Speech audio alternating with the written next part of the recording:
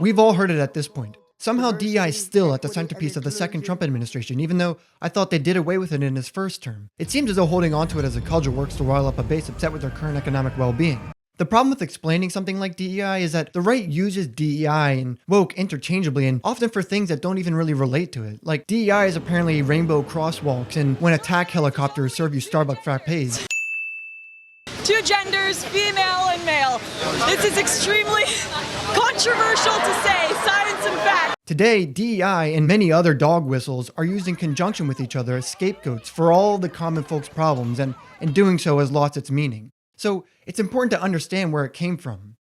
DEI, or Diversity, Equity, and Inclusion, is a set of guidelines enforced by the Equal Employment Opportunity Commission to ensure that places of employment don't discriminate.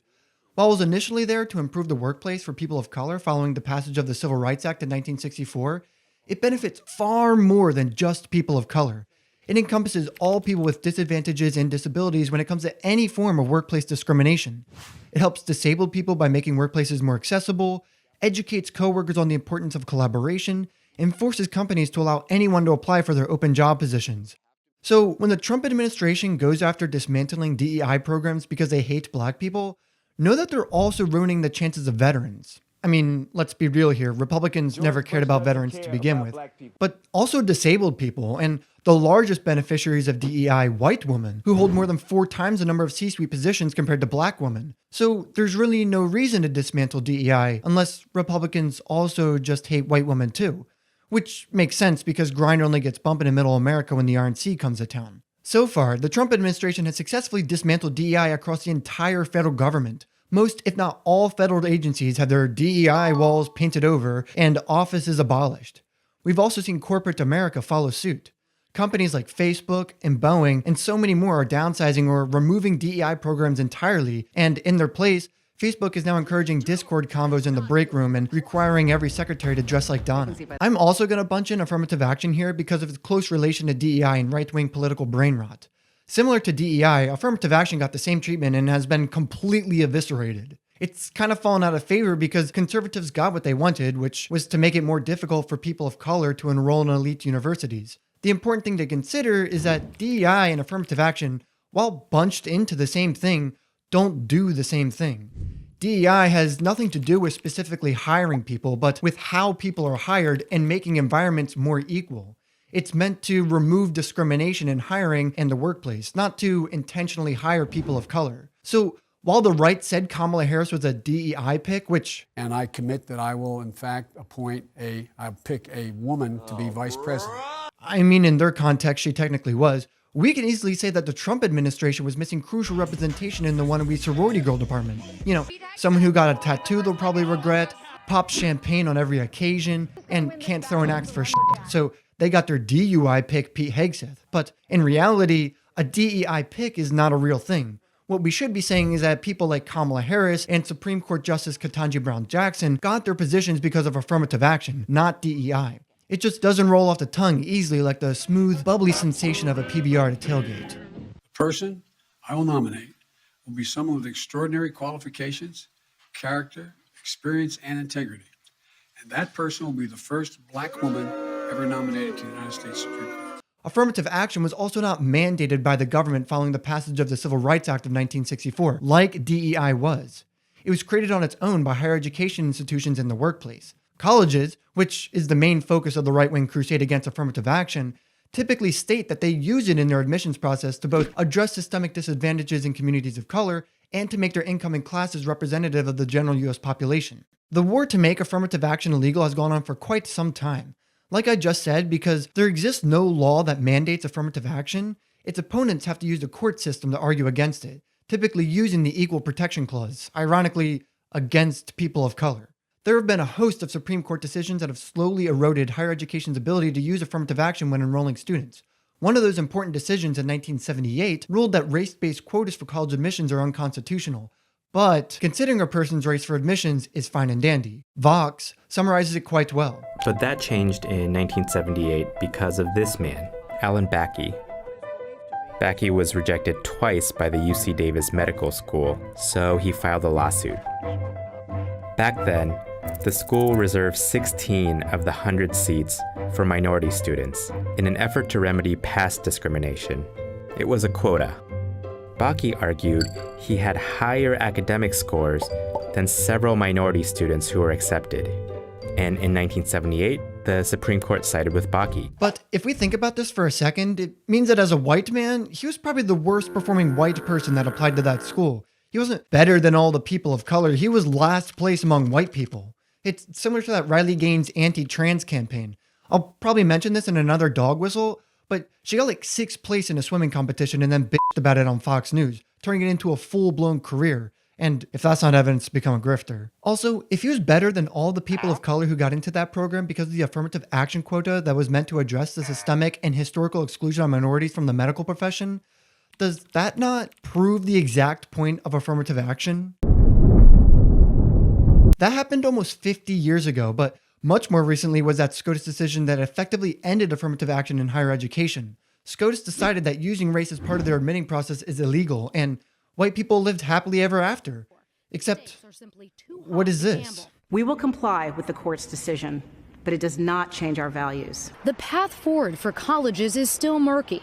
The court said schools may consider an essay from a student about the impact of race on one's life, be it through discrimination, inspiration, or otherwise. It's a great legal win. It's a huge win for the principle of equal treatment under law.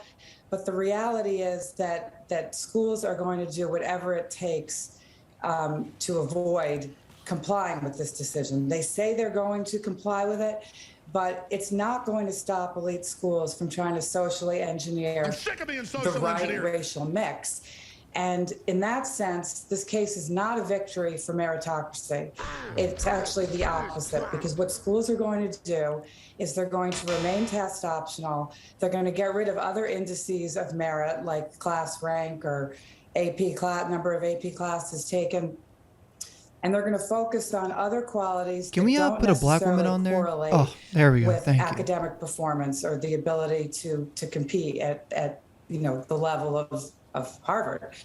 And so in the long run, it's actually a blow to the meritocracy, unfortunately. Well, that doesn't sound like the white utopia. I mean, a colorblind society that I was promised. It basically means that instead of ticking the box that identifies my race to the admissions board, not me, the metaphorical I just have to pander my entire college essay based on the color of my skin. Just roll that American fiction clip. I think it seems written to satisfy the tastes of guilt-ridden white people. Yeah, the kind of book critics call important and necessary, but not well written. Exactly. I write about what interests people. You write what interests white publishers fiending black trauma porn. They're the one buying the manuscripts. Nobody reads Bukowski thinking his is the definitive white experience, but white people read your book and confine us to it. They think that we're all like that. Then it sounds like your issue is with white people, Monk, not me. Now, college applicants of color who want to apply to elite universities just have to write about their lived experience instead of maybe something of merit. And SCOTUS decisions have had this same stance on affirmative action. They have consistently stated that colleges can still use race as a factor when enrolling students, which means they know systemic racism exists. Like, why else would our brave thought leaders on the colorblind society still let this persist, if not for some historical event that created lasting barriers for Black Americans? This just fits so perfectly with the ideology of our 7th white justice on the Supreme Court, Clarence Thomas. In Uncle Tom's opinion on the case, he acknowledges the racist past of the U.S., but that our beloved, holy, colorblind Constitution and Declaration of Independence, which claims that all men, and perhaps women, are created equal. Those colorblind documents that still somehow allowed slavery for 80 years and segregation for 200 years, the principles from those documents will be upheld, this time for sure. The message racists want you to hear as they dismantle equitable policy is that using race, even as a small component of getting into an elite university, is that it's going to give unqualified people positions that were meant for White kids, wealthy kids. Or at least in their case, because we can't say the quiet part out loud, Brandon, is that more qualified kids should have gotten that slot. It all comes down to this idea of the meritocracy, a system where people are placed in positions based on their skills and abilities to do that position. Basically, nobody cheats the system. Everyone there is experts in their field. Pete Hegseth comes to mind. Based on their race, based on gender quotas. A good example of the meritocracy in today's world can be the culinary industry, not culinary TV or mozzarella. fake Italian restaurant owners on Kitchen Nightmares. The people who actually cook your food. I mean, just try and make some omurice. You'll understand real quick why a chef is more deserving of a Medal of Honor than some Iraq war veteran. So tough. You are not tough. You are bullshit. You are talentless. Say fucking hands. The other glaringly obvious example is sports, or at least some sports. I'm looking at you, Golf. Republicans continue this argument that affirmative action is the detriment to society by saying these policies will bring down the standards of businesses and federal agencies and can result in unqualified people in positions they shouldn't hold. Or in universities, talking heads say, the math demonstrates that if you take a seat away from a qualified person because of their race in order to give it to somebody else, there's a winner and there's a loser. And if the loser is actually more academically qualified than the winner, how are they going to justify that? You'll forgive me for thinking that I thought we settled this during the civil rights movement, not to judge people by the color of their skin, but by the content of their character.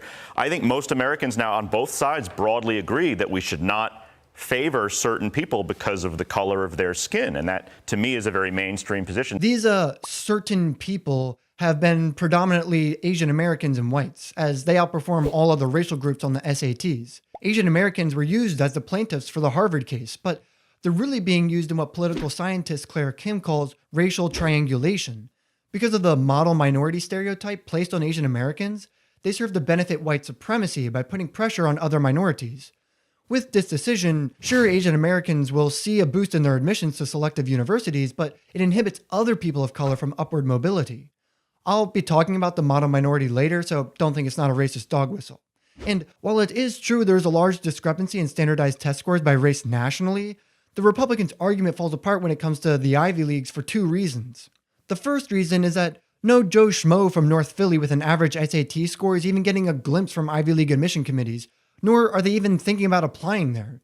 The average SAT score in 2023 for all test takers was 1,028 points. The average SAT score for everyone who applied to all the Ivy League schools and Cornell was, get ready, a 1540. A 1540 out of 1,600. To merely be one of the worst applicants for an Ivy League, you had to be in the top 2% of all test takers in the United States. So this idea that the Kia boys are getting into the Ivy League is a blatant lie. And a quick rant, there's no law requiring these highly cherished universities to select the most qualified person to attend their schools. You know, that whole... How are they going to justify that? They don't need a justification to admit anyone. Harvard could very well admit only the weird furry couple from every high school next year, and nothing is stopping them legally from doing that. Only the internal policies of the Harvard Corporation and the peer pressure not to do so. This is why you only hear the racist mismatch hypothesis from the media and not from legal arguments. Because even though Asian Americans typically have better test scores, your argument can't be Harvard is admitting dumb people and that's not fair. The other reason that this meritocracy argument falls apart is because why do people covet these Ivy League schools so much? Is their academic rigor just that good? Are they producing just the most bestest and brightest individuals to lead our countries and businesses to the moon? Perhaps Mars? Oh my fucking God. Or do people apply to the Ivy League schools not because they're academically rigorous and prepare students for the strict qualifications of the real world, but because they offer opportunities, connections, and bragging rights, all of which, if you, just let me check my notes here, are the antithesis of a meritocracy. You apply to Harvard so you can put it in your social media bio and mention it at mixers. You apply to Harvard because their endowments for research opportunities are the largest in the country only because rich people give them the money to do so. And roughly 4 in 10 people who attend these schools are in the top 1% of income earners. And everyone knows, absolutely everyone knows, that being close to money makes you rich. Just look at the New York financier. Also, why all of a sudden do these conservatives care so much about Asian people and woke, libtard, jihadist universities? Just curious. The idea that we live in a meritocracy is fake news. There's a reason it's not what you know, it's who you know exists. What we really live in is a society full of Nepo babies, and it's pervasive. It's in Hollywood, politics, Now watch this drive. and higher education. Thankfully, some colleges are doing away with it, but legacy admissions that give preference to children of alumni far outweigh the impact of qualified students enrolling in elite universities. It basically, well, let me have them explain it. My family has 5 generations of senators. My brother's in the top 3 at Yale Law. Did you know when he first applied? He got waitlisted. What? His father had to make a call. You're kidding. Legacy admissions were initially anti-Semitic, but You can see how it also prevents people of color who are more likely to be first-generation college students from enrolling too. Just more proof that we live in a society where the birth lottery matters much more than what's in your noggin. So yeah, the Republican message that DEI and affirmative action policies are employing people with worse qualifications is wrong. That is absolutely wrong. Proved over and over again. Wrong. Calling for some aspect of society to end using race as part of their admissions process is not to uphold a colorblind society or to make our professional environment more competitive, but to increase the opportunity for white people to take C-suite jobs. The best example of this was when Ivy League school administrators were being grilled for quote-unquote anti-Semitism following campus protests against, whatever the f*** is going on in Israel. Have we been keeping tabs on this? I'm not going to touch on that subject here. What I am going to talk about, or I guess who I'm going to talk about, is Claudine Gay, the former president of Harvard and a black woman. Gay has one of the most remarkable academic records in American history. She attended the best high school in the country and then casually bounced between elite universities before earning a PhD. Since then, Gay received multiple awards for her academic excellence and worked at Harvard for 10 years, moving through the ranks before being nominated by its board of trustees to be Harvard's president. If I didn't mention Claudine Gay's skin color, would you have thought this person was qualified to be Harvard's president? Maybe ask your deranged uncle without mentioning her physical characteristics. It would seem pretty clear that Claudine Gay's rise to prominence in academia was both well-earned and based on merit. But to the public, whose pastime is watching their TV dinner spin around in the microwave, they were only told by the media that she's inept. Gay, along with countless other college admins, were objectively owned in the marketplace of ideas by shills for the state of Israel at congressional hearings regarding the Auschwitz of America, Harvard University. Does calling for the genocide of Jews violate Harvard's rules of bullying and harassment? Yes or no? It can be, depending on the context. They were backed into a corner because these schools can't police speech without an obvious First Amendment violation. Again, not that these elected officials give a shit about Jewish people either. The other big publicity event in Gay's downfall was a culture war hate campaign directed by the chief of racism, Christopher Rufo.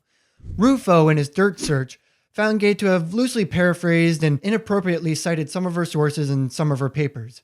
Something a nerd and loser does to find dirt on someone, mind you. Like, this is the shit people do on Twitter, X, the everything app, when they hear someone doesn't like their favorite K-pop group.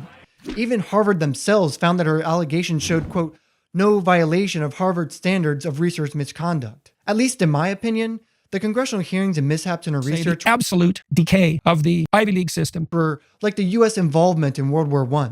The real work had been done by pressure from within Harvard to force her out by rich donors like Bill Ackman, and probably the fucking smoked meats guy too.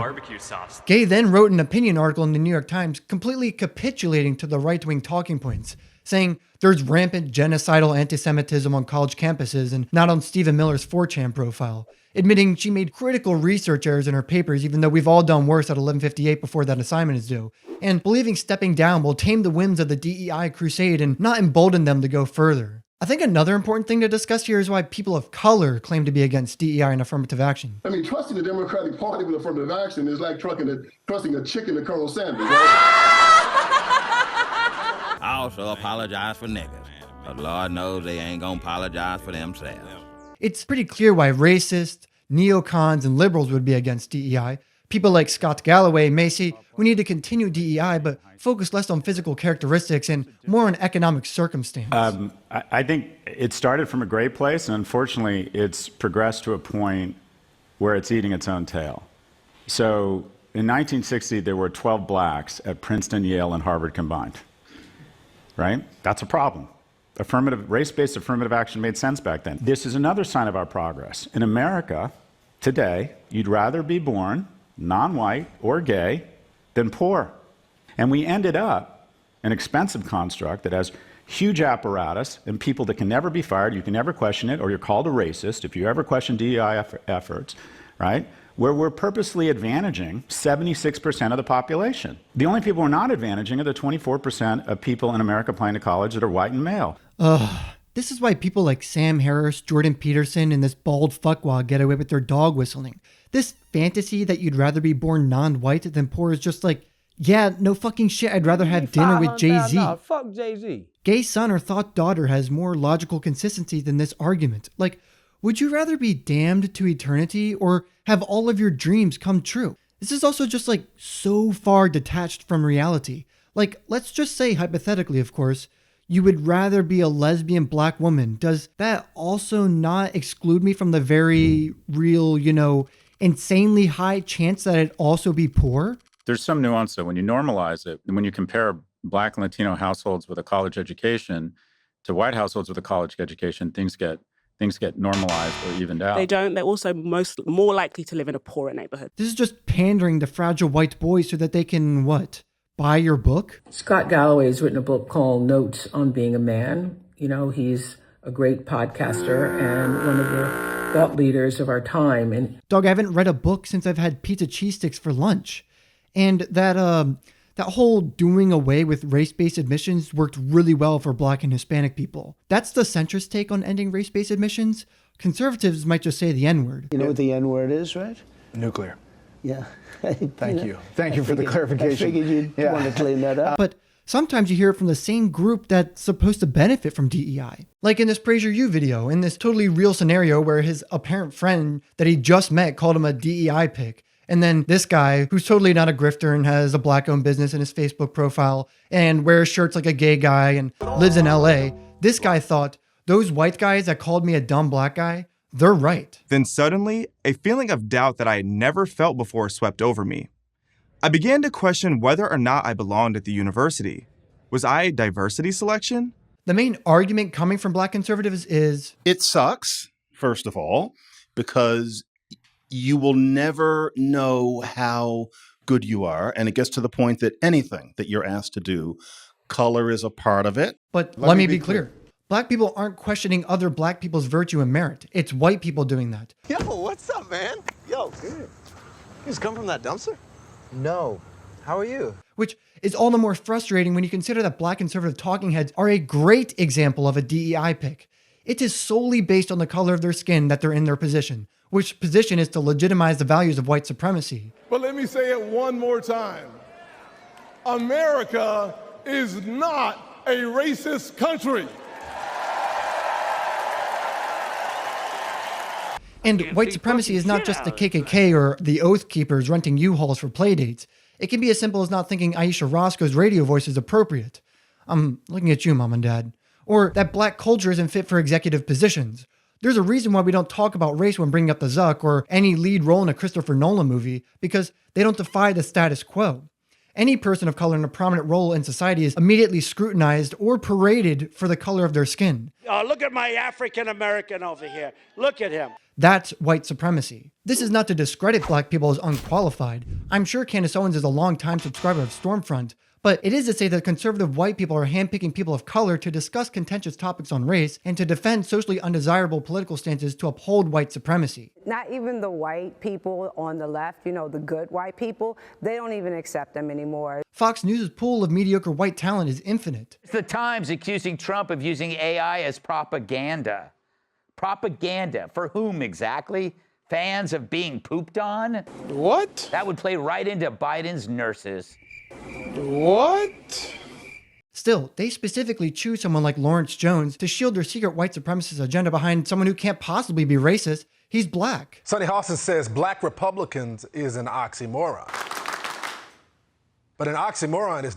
Oh my God. It sounds much more palatable when a Black person says white supremacist things. It's the entire character of Uncle Ruckus. Guilty! That nigga is guilty! The worst part about Black conservatives pushing a white supremacist narrative is that they'll be cast out of the in-group at some point. I don't want to play with you anymore. Their usefulness will run dry and then something they came for me. Like, sure, Candace Owens is on a world record run for the most anti-Semitic person, but that whole... When you think about, whenever we say nationalism, the first thing people think about, at least in America, is Hitler. He was a National Socialist, but if Hitler just wanted to make Germany great and have things run well, okay, fine. Thing will only go as far as the pure Aryan race needs it to go. I came here to see you guys. You said I could come with you.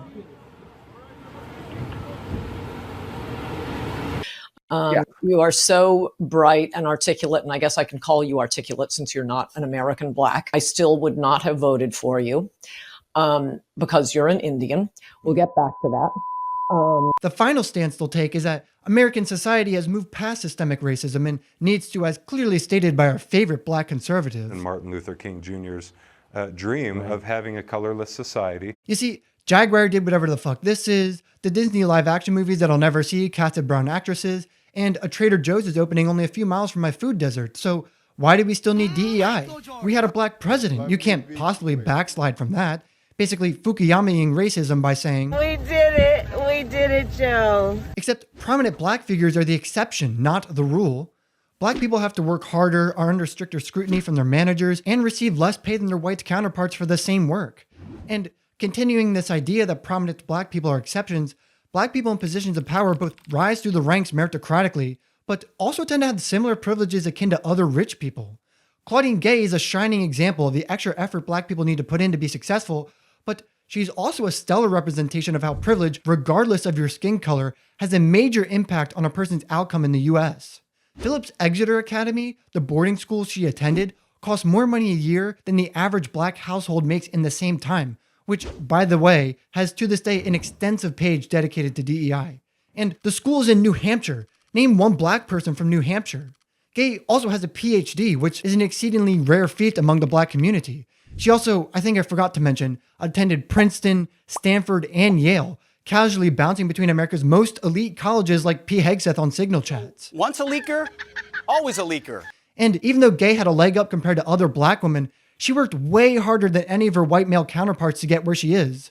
So, yeah, the committee that appointed Gay as Harvard president might have thought the optics of putting the first black woman in charge were pretty cool. You know, this book, it's awards bait with a capital B. We're thinking of rushing it so that we can get it out in time for Juneteenth. Yeah. Juneteenth. We're thinking of making a big holiday push. Black people will be celebrating, white people will be feeling, let's be honest, a little conscience-stricken. But she earned that spot, and conservatives won as she was replaced by some spineless dickhead white guy who has no academic awards for excellence, is anti-union, takes money from Big Pharma, you get it. The ironic thing about this campaign against brown people in positions of power is how counterintuitive the right's logic is. For one, DEI has the opposite effect of filling the workplace with people who are less qualified. I touched on how the meritocracy doesn't exist, i.e. literally every cabinet member in Trump's administration. I mean, Linda McMahon, prior to being the Secretary of Education, helped run a business that does the opposite of nurturing people's brains. But DEI is quite beneficial in making the workplace more meritocratic and competitive. Like from a purely Econ 101 standpoint, removing discriminatory practices that prevent certain genders and races from applying to certain jobs strengthens the applicant pool for open job positions. Like that whole DEI plane crash where autists in the air traffic control. He's trying to set quotas for people who are deaf to get jobs, people who are dwarves to get jobs. Black people flying planes cause the accident. If I see a black pilot, I'm going to be like, boy, I hope he's qualified. It is the reality the left has created. Yeah, at one point I even had my fridge like entirely full of Soylent. Like, does simply being white make the person qualified for the position? The argument sounds kind of racist. We've had lots of people of color in our workforce who were more skilled, and yet they were passed over for promotion. They weren't given leadership opportunities because of their race, because of their gender. I got on a plane recently, and I was sitting next to someone, and the pilot came on. The pilot was a woman. The co-pilot was a black man. And the person sitting next to me turned to me and said, "Oh my God, did you see who the pilot and co-pilot is?" And I said, "I did." He said, "Wow, this is going to be a really scary flight. You know they're not skilled and qualified to fly this plane." And I said to him, I said, "Oh, sir, when I saw that woman and I saw that pilot, I actually relaxed because I knew that they were likely more skilled than most other pilots because for an airline to give them this opportunity, they had to outperform their counterparts." And I mean, this even exists on the right. We've got a Scottish dude running the country, a black woman spearheading anti-Semitism, a Mexican spearheading white supremacy. Yo, Nick, I'm going to bring some girls over for you. Please don't. I'm good. DEI has made the workplace much more competitive by removing barriers that were in place only to benefit white people. And it isn't just in woke libtard corporations. The other piece about this counterintuitive logic is, again, this crusade against DEI is misdirected towards affirmative action, but that most of these companies did this DEI thing voluntarily. They were never obligated to create DEI programs, but for some reason they decided in the early 2000s that this was necessary. And if I'm not mistaken, many of these companies did quite well with DEI programs, but now all of a sudden it's leading to detrimental impacts on their stock price. And the corporations that did enact affirmative action policies did this from a purely self-interested position. The internship was literally about how important affirmative action was. Diversity is in our DNA, right? I thought the goal here was to find people with a different way of thinking. I'm sorry, but you read their resumes, right? They have more years of sales and life experience than the age of most of our interns. Just with the roles reversed and, also just an ad for Google. If only there was some web page you could go to, right? Where you could just type things in and search for answers. Two old-ass white dudes bring their unique experience based on their background to promote groundbreaking ways of solving problems. I mean, this is literally affirmative action at work. Its goals are to bring a diversity of thought and background to improve problem solving, and that just so happens not to be the white dudes that have been running this shit for centuries. And even if affirmative action policies are selectively choosing women and brown people over whites, it is meant to remedy past discrimination. Facts don't care about your feelings that white people are being hurt by affirmative action, but these policies are better for business. Marketing your company like this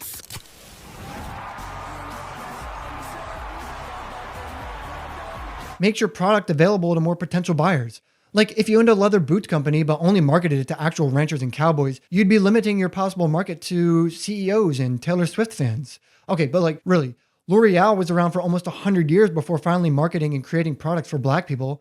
I don't think they did that in 1998 because they wanted to be allies to the cause of black liberation. They did that out of a purely self-interested mindset of increasing their consumer base and market share among a wider population. I think the only reason the right and racists want to dismantle DEI, even at the expense of other white people like white women, veterans, disabled people, and poor white people, is because these programs intend to upend a white supremacist society and favor one that just favors wealthy people. We've already covered that these DEI policies benefit wealthy people by making the job market more competitive and expanding consumer markets, but this inevitably means that some people of color could build wealth. In the racist effort to stop this, they'll utilize the model minority to justify dismantling systems meant to improve the material condition of people of color and construct their messaging for the microwave watchers to think that they want a colorblind society. I have Damn, I low-key forgot, twin. And honestly, a colorblind society would be great if we could judge people based on their content of their character. It would be so rad, but we can't just close our eyes and cover our ears to, the very thing King was fighting against. Legislating equitable policy like affirmative action and DEI out of existence will only perpetuate this uncolorblind society we live in. And the real takeaway from this should be that DEI and affirmative action are inadequate in addressing the challenges facing people of color. Affirmative action has always been a band-aid solution because we know equitable policy for black people shouldn't start when they graduate high school. It needs to start the moment they're born. So next time you hear someone say they're against DEI, firstly, know that they have no clue what they're talking about because what they're really thinking of is affirmative action.